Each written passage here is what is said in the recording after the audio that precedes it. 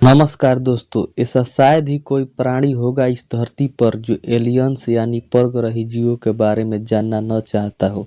हमने बहुत सी कहानियां सुनी हैं, हमने बहुत सी फिल्में देखी है, बहुत सी किताबें पढ़ी है और धरती पर बहुत सारा इंसान द्वारा बनाया गया स्ट्रक्चर देखकर भी लगता है इंसानों द्वारा वह बनाया गया स्ट्रक्चर नहीं है, क्योंकि इंसान ने उस वक्त तक उतनी उन्नति नहीं की थी।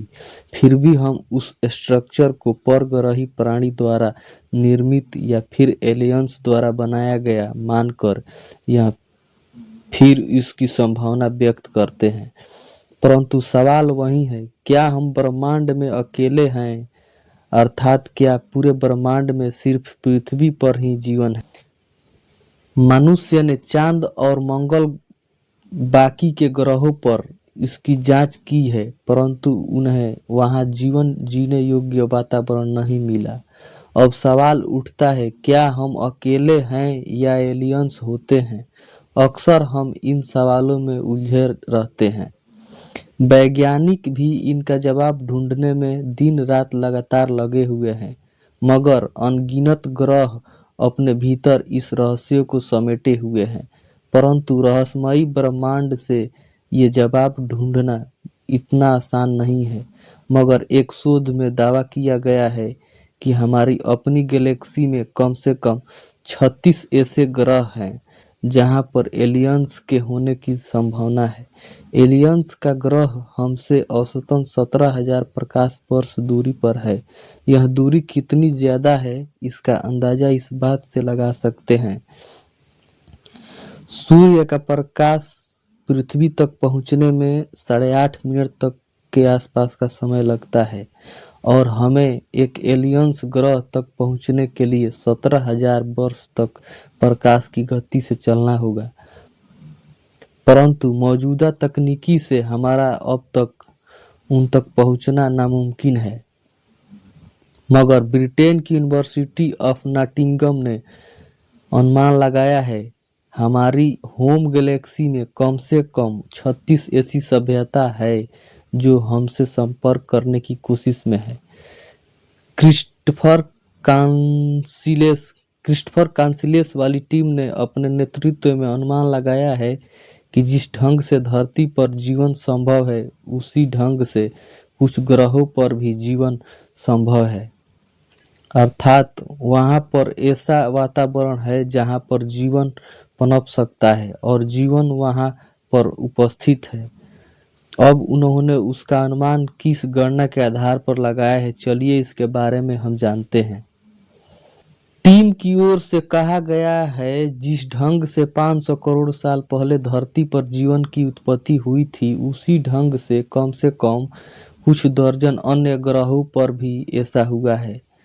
यह आइडिया कॉस्मिक स्केल के आधार पर लगाया गया है, उनकी अप्रोच डेक इक्वेशन पर आधारित है, जिसे एस्ट्रोनॉमर फ्रैंक डेक ने 1961 में विकसित किया था। इसके आधार पर ब्रह्मांड के आकार को देखते हुए संचार करने में सक्षम सभ्यताओं की संख्या का अनुमान लगाया गया था।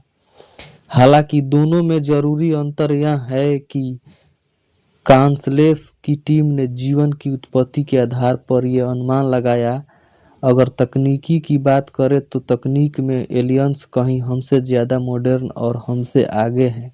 जो सिद्धांत तैयार किया गया है वह गैलेक्सी में कम और ज़्यादा जीवन की संभावनाओं के आधार पर है।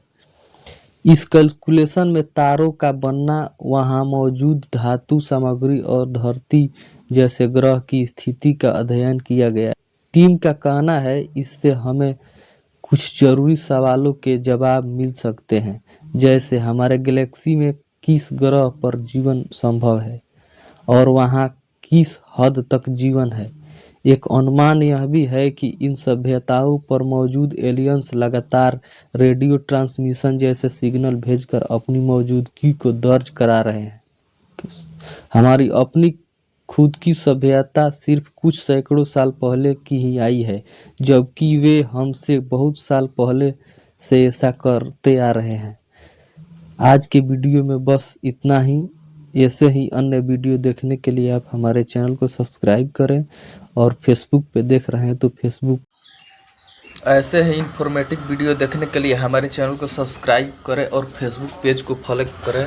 और हमारा पहला वीडियो है, अगर उसमें कोई गलती हो तो माफ़ करना मेरे दोस्त, अपने छोटा भाई समझकर, और जो गलती है उसको कमेंट में बताइए, क्योंकि हम जानते हैं कि इस वीडियो में हमें कुछ अभी अच्छा से आवाज़ अच्छी नहीं है और ना ही कोई वीडियो का ट्रिक बढ़िया डाल पाए हैं।